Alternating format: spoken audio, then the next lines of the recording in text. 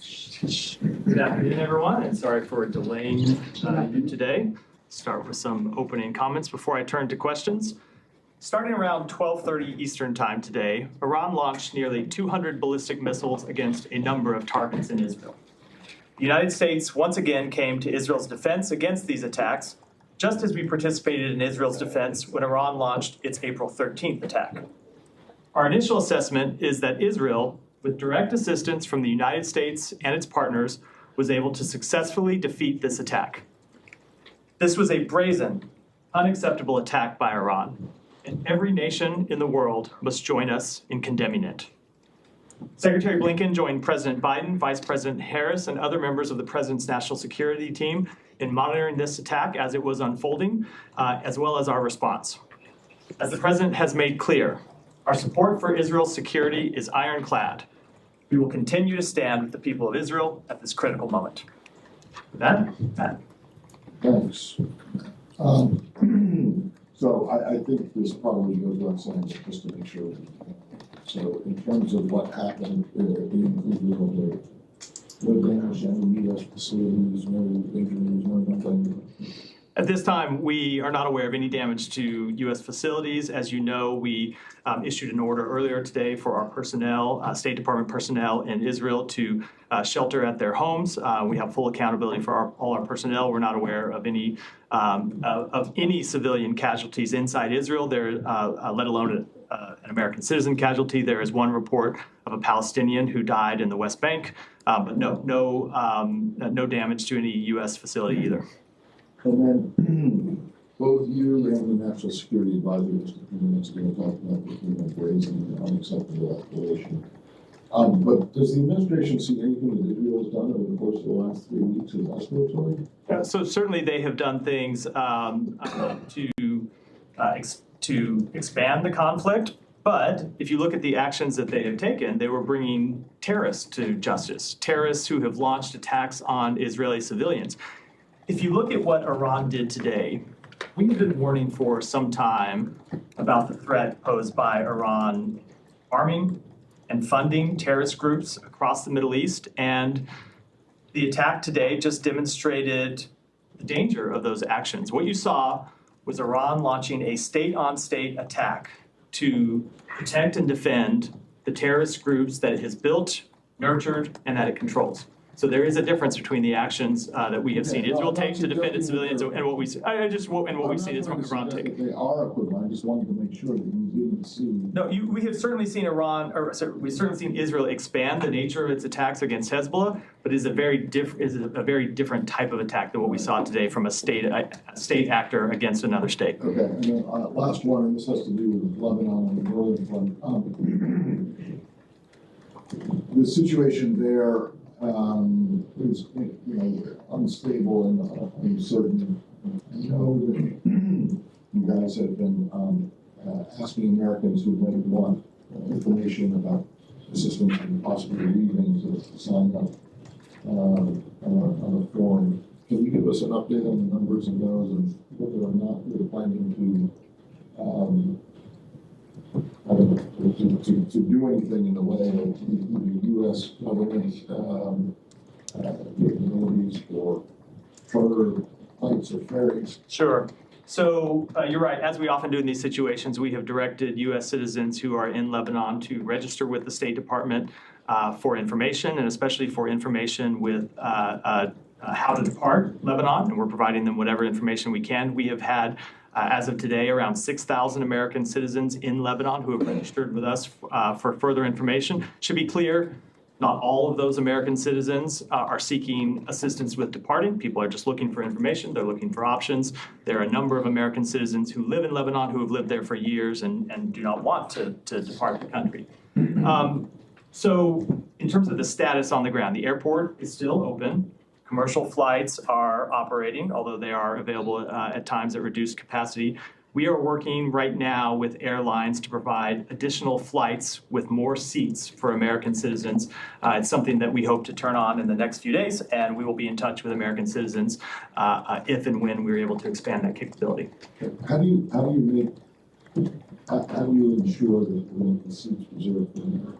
No, we're working with, I can't get into the details, but we're working with commercial carriers to ensure that capability. And when we have further information and we've locked this down, it's something we'll communicate directly with American citizens who've asked for information, and then I'll be happy to come and talk about it here at the briefing room. Thanks. Yeah, Jim. So given that the Secretary and the National Security Advisor just said that this attack by Iran is sort of definitively escalatory in nature, I know that you've been telling us, the Secretary even told us that for months you've been encouraging the Israelis not to respond to attacks and provocations in such a way that escalates anything further. Is the Secretary going to continue to offer that same advice to the Israelis now in the wake of the necessary? I'll say a couple of things about that. First, of course, Israel has the right to defend itself, as any nation does.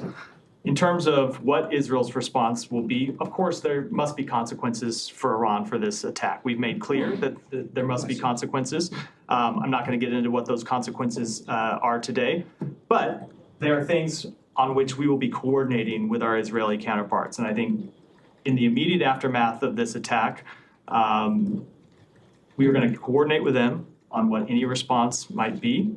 I think it's important that we are able to defeat this attack through successful work with Israel and with our partners, and we will work with them on what a response might look like, but I'm not at the position just 2.5 hours after this event occurred to offer what that might look like today. The Iranian foreign ministry people have said that now that they gave the U.S., I don't know who, a heads up in advance of these missile strikes today through diplomatic channels. Is that true? That is absolutely false. We had no kind of warning from the government of Iran that they were going to launch such an attack. Given you're not going to detail what the consequences are going to look like yet, understandably you guys are in conversations with the Israelis about that.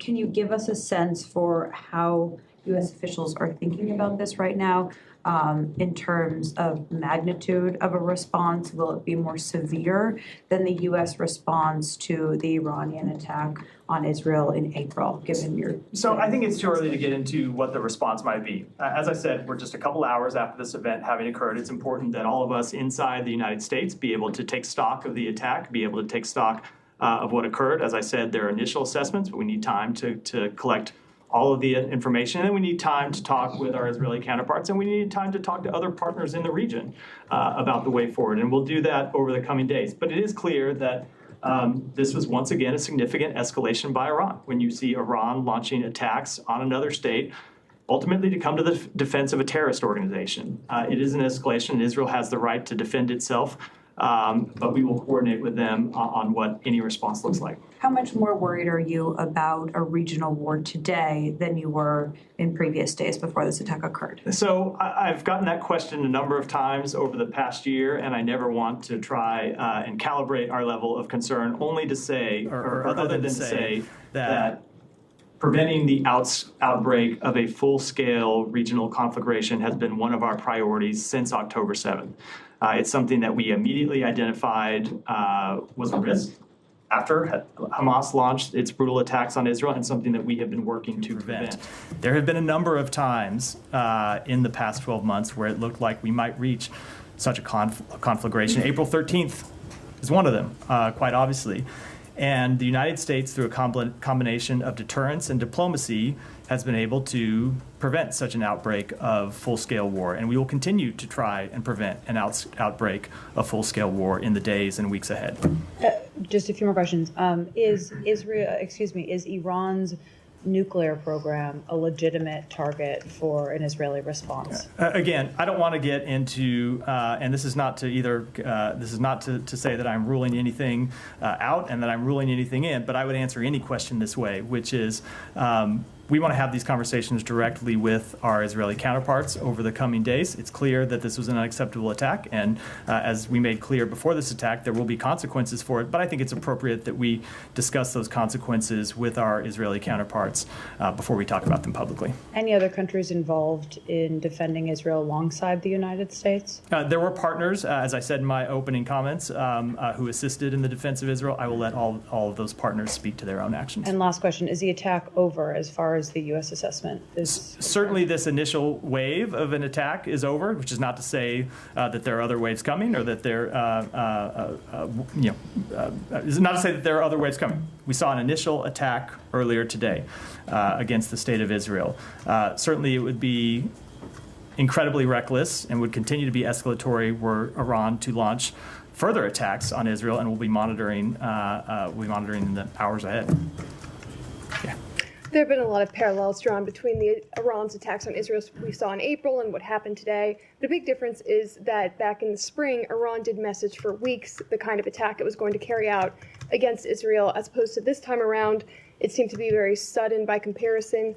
That lack of warning, public messaging, do you read into that? Is there any diplomatic significance?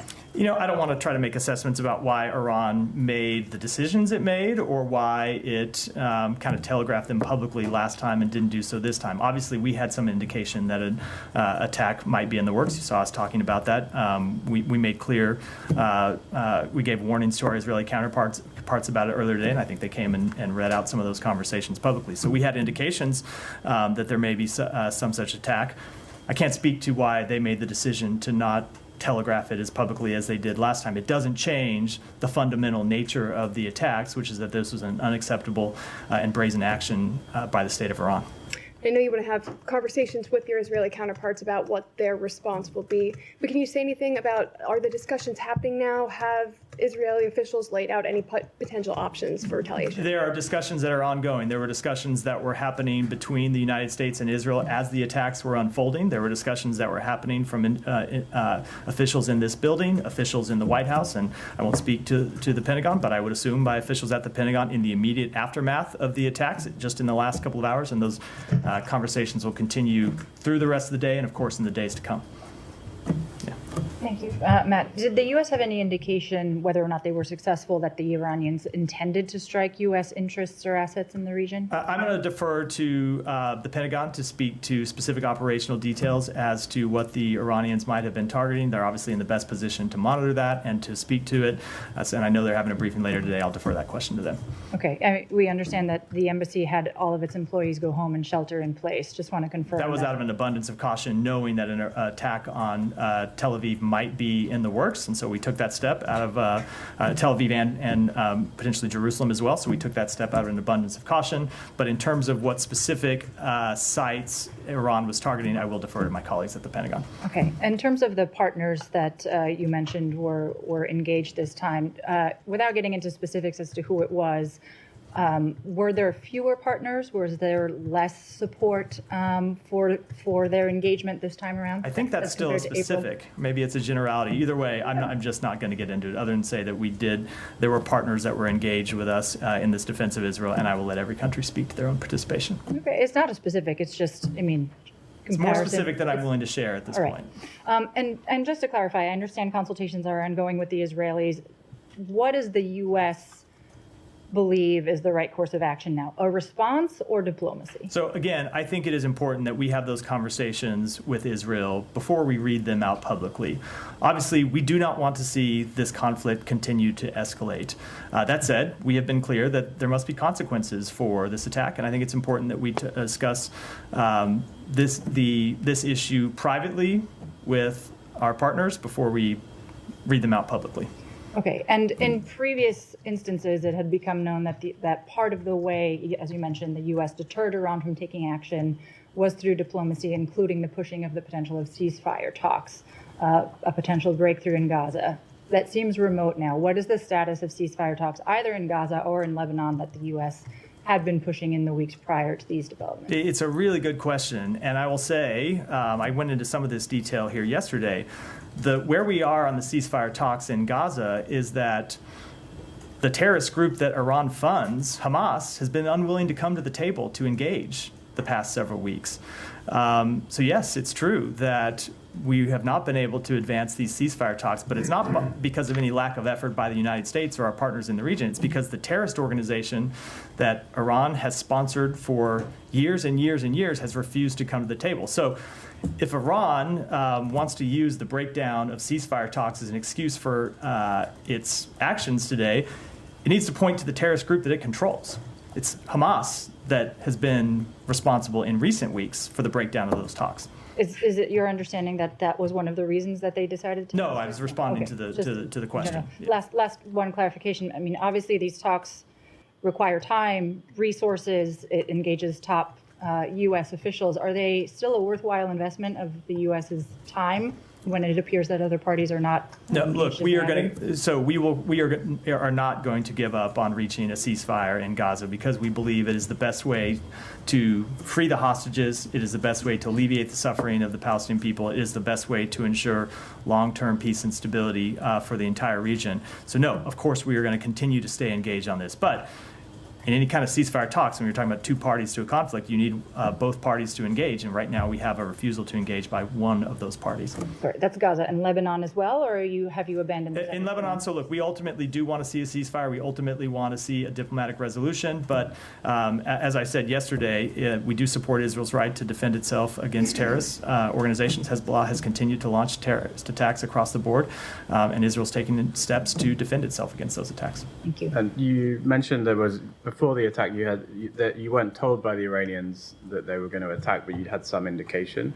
What was the indication? Was that sort of from satellites able to see things moving around? Are you able to tell us anything more about that? So I am not able to tell you anymore, unfortunately. Obviously, you've seen all around the world before the outbreak of conflicts that the United States at times has the ability to gather information about what is likely to happen. That was the case here. I just can't say any more about it. But it was not through any conversations with Iran, Right. direct or indirect. Some small amount of intelligence was declassified so that you could make that warning ahead of time. I'm not able to get into it any more than what we said publicly already. In that period between informing the world and the Israelis that of this information, was there any effort to, other than the public statements, to reach out to the Iranians to say, don't do this? So I will answer that by saying we have made clear for some time that we have the ability to send messages to Iran when it is in our interest to do so. And without speaking to any messages in particular, we have made clear the position of the United States that Iran should not launch this attack, that it would be a mistake for Iran to launch this attack, and I think I'll leave it at that. And I think the Iranian mission to the UN has talked about, they did send some message, I'm not sure whether it's before, minutes before, after the missiles were launched, or is there anything you can tell us about when that was received and sort of the nature of that message? It wasn't received because that report's not true. I mean, I have seen the statement from Iran. I saw first stories that they warned us in advance. Then I saw stories that they warned us shortly in advance. It's just not true. We received no advance warning from Iran about this attack. Okay, and since the attack... And sorry to interrupt. Sorry. I would just note that this is not the first time that Iran has said things about supposed interactions with the U.S. government and messages it has sent to the U.S. government that have not been true. They have done that a number of times over the last few months, and this is one of those examples. And you're saying up till now, up till when you took the podium, I guess, there was no sort of diplomatic note from the Iranians explaining their action. Correct. Just to Eva, follow up yeah. on their statement from in the UN, they said that this attack in response to the violations for their sovereignty and also attacks against their nationals. Now, sovereignty, the attack on Ismail Haniya on their territories, do you think this is a legitimate argument for them? No, of course it's not. If you look at the supposed argument about attacks on their sovereignty, I would say, first of all, that's an event that happened weeks ago, and what's changed in the weeks since then? You've seen the death of the leader of a terrorist organization that Iran sponsors, funds, controls. That's what's changed. And to the extent that any Iranian officials have been killed in the past few days in Lebanon or in Syria, it's because they were meeting with terrorist organizations, meeting with terrorist leaders. And it goes to the point I made a moment ago, which is what you saw Iran to do today was come to the defense of a terrorist organization. I don't think it holds water when you look at all the events of the past few weeks that this event had anything to do with Iran's sovereignty. It has to do with the fact that a number of the terrorist organizations that Iran has set up for years as a way to undermine and attack the state of Israel have been weakened first over the past few months and then most recently over the past few weeks. It's quite clear that's what they're responding to. Okay, and one question on Lebanon. I know now everybody is concerned about a wider war, about escalation, but also there are concerns about repercussions in Lebanon. I'm talking about the humanitarian situation, about maybe civil war at some point. So are you talking to the Lebanese? What are your concerns? What are you doing? Are you talking to the LAF? You've been supporting the LAF, and yesterday you were talking about stability and their role in the stability inside within Lebanon. Who are your partners in Lebanon? So let me speak to first, you kind of mentioned on the way into the question, the humanitarian situation. We are working to address the humanitarian situation in Lebanon. I would note that the United States has been one of the, if not the largest contributor to humanitarian relief for the Lebanese people going back years, and we will continue to work to provide humanitarian support for the Lebanese people. And we are coordinating with our partners in the region, with international organizations about the shape and nature of those relief efforts, even as we speak. When it comes to the political situation in Lebanon, look, Lebanon has been plagued by instabilities, as I know you know far better than me, for some time.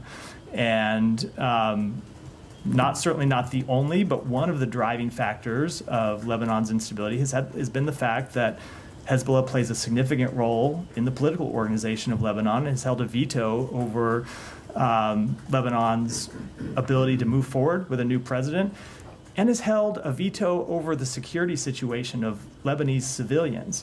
It's because of Hezbollah's refusal to abide with UN Security Council 1701 and actually pull back from the border, that as they were supposed to do, that we're in this situation today. So I think it's too early, obviously, to say how this conflict will shape out in the next few weeks. But what we are going to be working to do is to try to seize this moment and really hope that the Lebanese people can seize this moment against very difficult odds, because there are still a number of Hezbollah fighters who have access to arms and equipment inside Lebanon, but seize this moment to try to establish actual political stability for Lebanon. Who do you want to do that? So look, that is ultimately a question for the Lebanese people to answer, not for the United States to answer.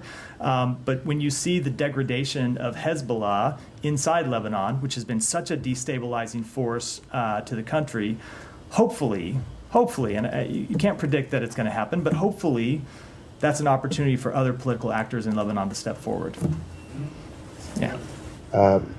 Matt, I mean, in your answer to Matt, and also during this 12 months, you've been always saying that your main goal in this conflict is not for it to spread to a regional war.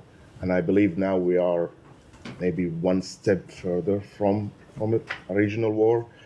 But do you think that your way of trying to contain it through your diplomatic means, by drawing boundaries and lines to Israel, that if you cross this will escalate into this war or that war, and the Israeli prime ministers keep crossing those lines, keeps escalating in the region, whether it is in Gaza with the Philadelphia corridor or in Lebanon? First, you advised against major operation in Lebanon. It happened. You advised against ground incursions in Lebanon. It happened. And now we reached to this point. Do you think that he's dragging the United States into a regional war, as he was saying that he wants to do that for a long time now? So let me say a couple things about this. First, it is absolutely true that Israel makes its own decisions about its security and about its path forward in the region. And that's true about Israel, but it's true about every other country in the region. The United States offers its advice, it offers its support, it offers its deterrence capabilities, it offers its diplomatic capabilities to our partners. But ultimately, our partners and our allies have to make their own decisions about their future. And the United States has to make its own decisions about our national interests. And I know that's what the State of Israel does and what they will continue to do. And we will continue to make our own decisions about our national interests. And the decisions that we have made that we will continue to stand by and continue to pursue is to use our diplomacy and deterrence to try and avert a regional war. We're going to continue to do that. But it's always been true that there are a number of other players in the region besides the United States. It's Israel, it's terrorist organizations, there are other countries in the region, all of whom have agency in this question.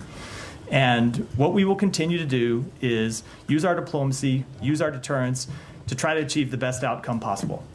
But don't you see that maybe you are enabling the Israelis to seek, what you say, their own interest in their own way of thinking by risking or going against your interest as the United States of going toward a regional war? So they are going to make their decisions. We are going to make decisions about our interests. But if you look at the questions that have been before us the past few days and the questions that got us to where we are today, we're here responding to an Iranian attack that we, along with Israel primarily, were able to successfully defeat, that Iran launched because Israel has taken out the leaders of a terrorist organization. And that's something we support them doing.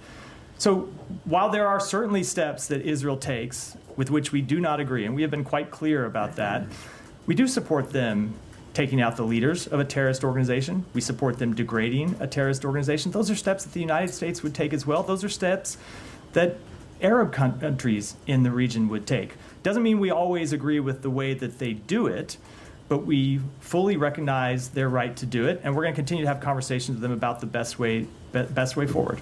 My last question is just, there's some statements coming from Tehran that they waited so long after Haniya was assassinated in Tehran because they received messages from the United States that something will happen regarding the ceasefire in Gaza, and this maybe will give them a way of not responding to Israel, and this didn't happen.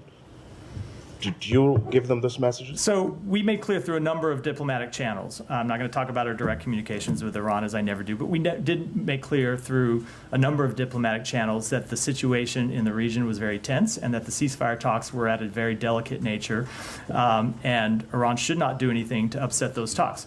Now, what's happened in the meantime? Obviously, there's been a lot of water under the bridge since that date, but if you look at what's happened in the past few weeks, it has been Iran's client terrorist organization that has been the impediment to reaching a ceasefire agreement, which is not to say that there have not been times in which Israel has made reaching an agreement more difficult. They absolutely have, and we have been trying to work through those objections as well. But in the past few weeks, it's the terrorist organization that Iran supports that has refused to come to the table to talk about how to get a final agreement. So, Saeed. Thank you. You're saying that Hamas has rejected, or Hamas is obstinate about the ceasefire talks. I just want to understand what you're saying. Yeah, so it is. So to be clear, I went through some of this yesterday, Saeed, and I know you were out. Everybody's allowed. Sorry about that. And no, everybody's allowed a day off. So obviously, this has been a long and winding road trying to get an agreement over the finish line. If you look at the events since the president put forward a public proposal on May 31st, and then later, I think it was in August, where he presented a bridging proposal to both parties that narrowed the differences down to a final few provisions that we were trying to work through. Obviously, there were things where we wanted to see Israel make tough decisions, and there were places we wanted to see Hamas make tough decisions. And we thought we had been making progress on narrowing those differences and having a proposal that would bridge the final differences between the two parties.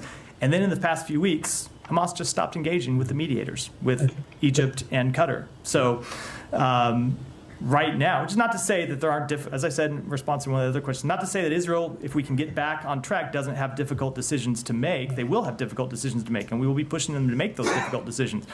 But right now, and for the past few weeks, it's been Hamas being unwilling to engage in any meaningful way with the mediators that has kept us from moving towards an agreement.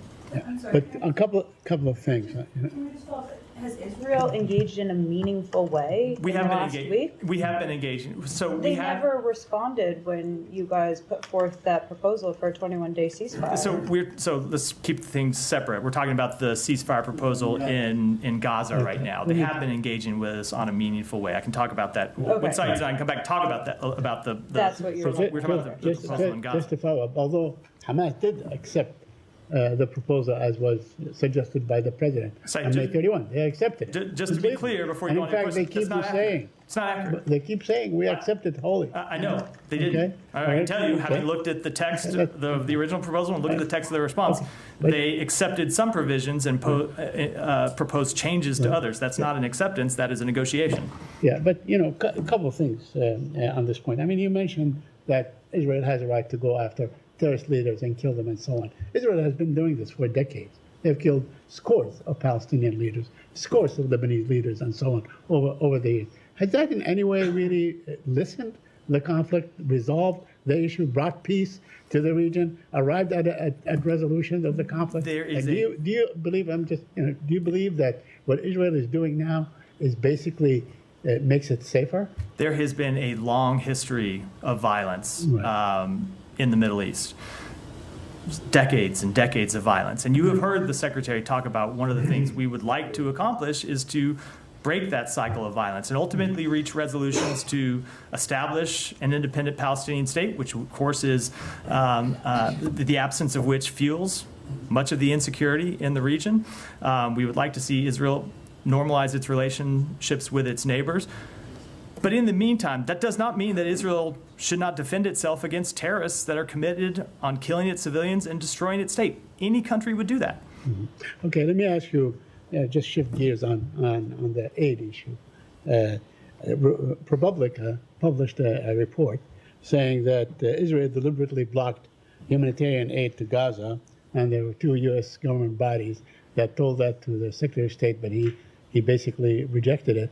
And in fact, he told Congress that that in fact Israel was allowing it to go on. Can you comment on that? Yeah, I will, and I'm glad you asked me this question because I think there have been a lot of misperceptions about what happened that I do want to clear up.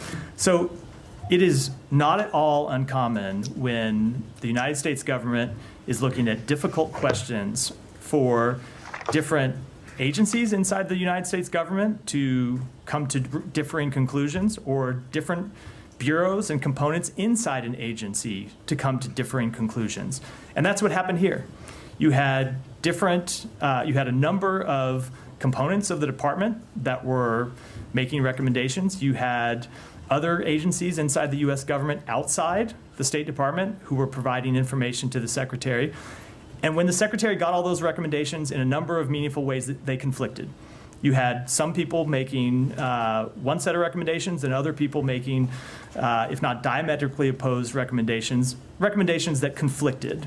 And so that's not an unusual thing. That happens all the time when making difficult decisions. And so what the Secretary did is what we always try to do, which is to sift through those conflicting recommendations, look at the underlying information, and make the best judgments we can. And the judgment that we ultimately made, if you read the National Security Memorandum, and I think a lot of this has been lost by people who have forgotten in the months since it was released what it said, that report was quite clear in identifying that there were a number of steps that Israel had taken or not taken that had led to the hindrance of humanitarian aid being delivered to Gaza, and that we were quite concerned about those steps. But in the meantime, they had implemented a number of additional measures that we had recommended to them to improve the delivery of humanitarian assistance. And it is looking at all of those factors together, where the situation had been and where it had gone, that led the Secretary to come to the conclusion that he made. So it is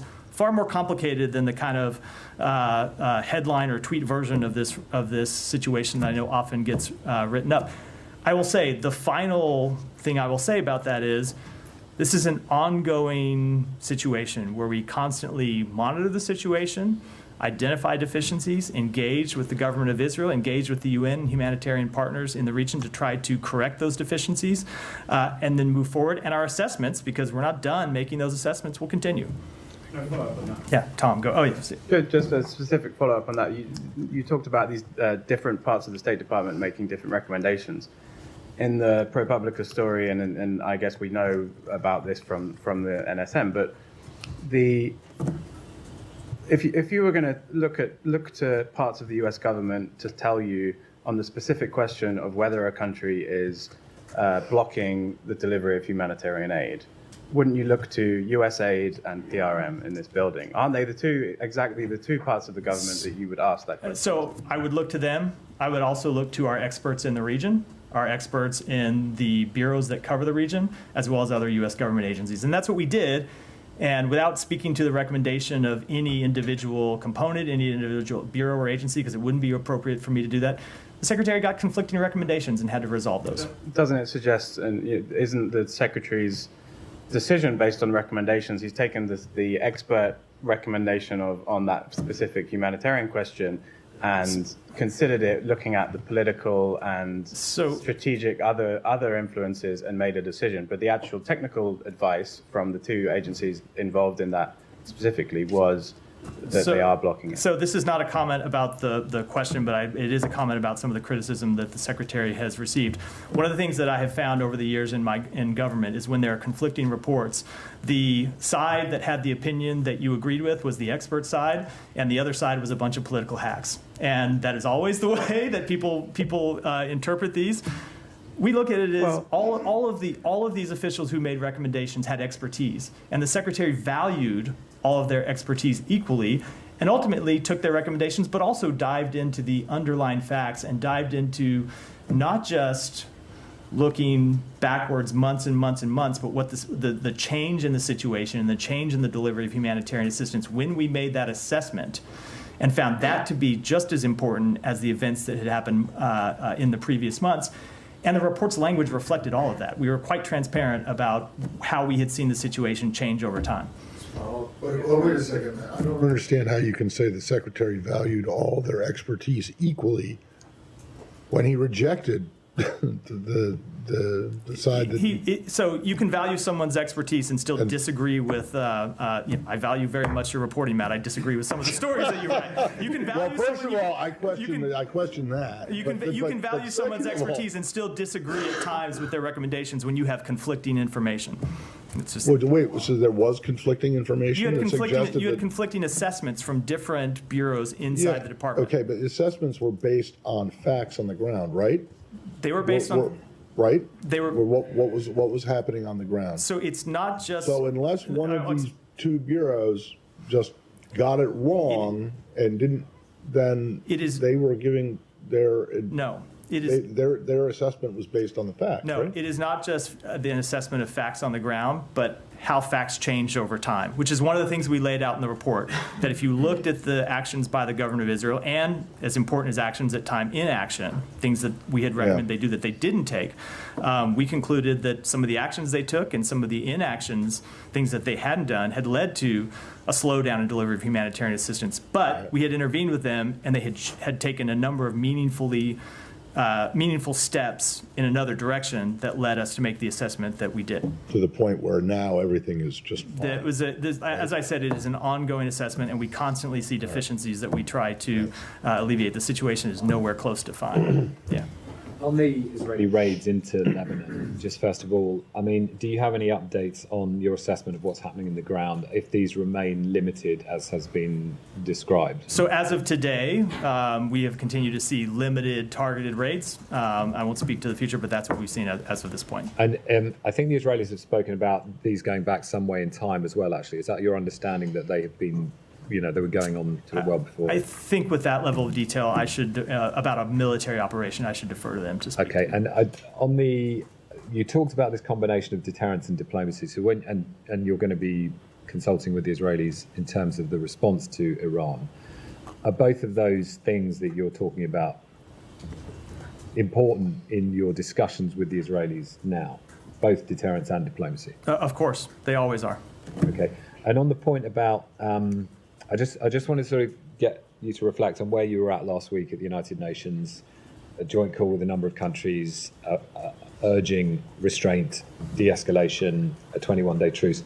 Where we are now and what we've just seen happening in the region, when you reflect on sort of what has changed or what went wrong, if I can put it like that, for your own strategic position, what is the reason behind the complete difference in what you're aspiring to last week and where we're at now? So nothing has changed in what we're aspiring to. We continue to see ceasefire and a diplomatic resolution as the best way forward to the conflict in the north. At the same time, events that have happened over the past few weeks, like the death of Hassan Nasrallah, is the kind of event that we support, right? We want to see terrorists brought to justice. Attacks on terrorists, attacks on terrorist infrastructure to both stop them from launching these rocket attacks against Israeli civilians, and, as I said in response to Hiba's question, to try to degrade what has been a destabilizing force for Lebanon and the Lebanese people. We support those actions, but long-term, ultimately, we do want to see a diplomatic resolution, and that starts with a ceasefire, and we're continuing to pursue that with Israel and our partners in the region. And when you said just finally that, I think, which I don't think I've heard you say before, but you described Israel as expanding the conflict in these actions.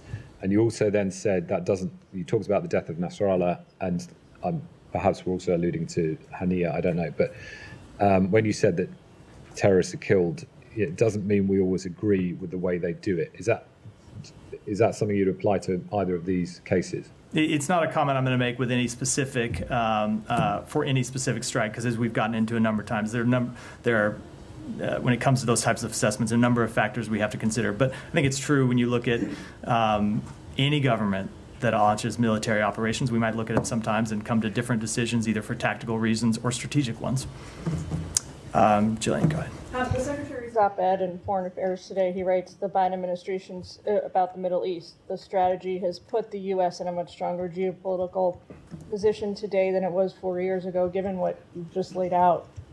All the encouragement from the U.S. towards Iran not to launch, escalatory strikes. It seems unfortunate timing. No, I think when you look at the position that the United States was in when President Biden took office, we were on the defensive around the world. The United States had squandered alliances, partnerships, friendships. We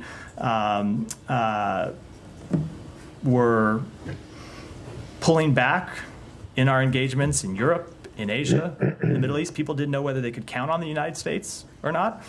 And what the Secretary lays out in that article, which I do commend to everyone's readership, is the series of steps that we have taken around the world to rebuild those alliances and partnerships, to confront powers who have a different vision of the world than we do.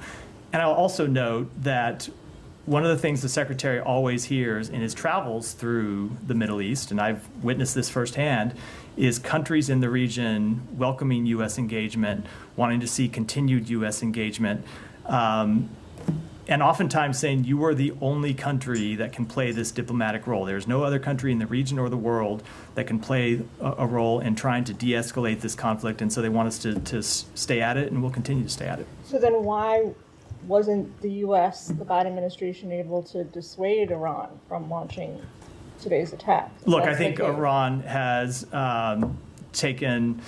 has funded terrorist groups, has launched attacks on interests in the region going back decades. If you look at what happened in under the previous administration's watch, Iran launched missile attacks directly at U.S. soldiers that led to traumatic brain injuries for more than 100 U.S. soldiers. So Iran has been a destabilizing force going back years, including during the previous administration. What we will do is continue to hold them accountable. Let me take one more, and then I'm going to wrap for today. On the question about the partners that you don't want to name, last time you did talk about coalition of countries you put together, the UK, the Gulf countries, Jordan. The fact that we are not hearing about the same coalition, is it because of the lack of timing to get all the ducks in a row? I just don't want to say any more about the partners that we engage, other than they should speak for themselves. Sorry, I just wonder, could you say whether it's larger or smaller or the same size? I just can't speak to it at all. I also have a hard time understanding your definition of what's happening today. You said that Iran is supporting in defending the terrorist organization by attacking another country with ballistic missiles without any warning. If this is not an act of war, then what is it? So let me just go back to what I said today, which is that Israel, with help from the United States and partners, was able to defeat this attack, and we're going to consult with them on the days forward. Let me go to Nike. I said that'd be last, but Nike, one more, and then I have some closing comments. Thank you. So on Afghanistan, quickly, we saw the statement regarding Tom West's transition from the Special Representative for Afghanistan to Office on Sanctions Coordination. What does this mean for U.S. policy toward Afghanistan? Is Afghanistan a U.S. foreign policy priority? Of course it is, and we will continue to stay engaged on Afghanistan. It remains an enduring priority. The work will now be led within the State Department by the Chief of Mission of the U.S. Mission to Afghanistan, Karen Decker, Special Envoy Amiri, and Ambassador John Mark Palmersheim. I have a quick one. And then if you'll bear with me for one moment, because there were comments that I wanted to make at the top that I wasn't able to have a little bit of an announcement. We are pleased to announce that as of today, the daily press briefings at the Department of State will include American Sign Language interpretation. This is in addition to the live captioning we provide online. The team of daily press briefing interpreters includes certified deaf interpreters, ensuring more accurate, nuanced interpretation for the deaf and hard of hearing community. The interpretation reflects our commitment to deaf and hard of hearing inclusion and our overall values, that everyone has equitable access to the information they need. Many offices at the department worked over a significant period of time to make this important step a reality. Today's action underscores the department's commitment to inclusion and our acknowledgement that all individuals are integral to the fabric of our country and our workforce. And with that, we'll wrap for today. Thanks, everyone. Thank you.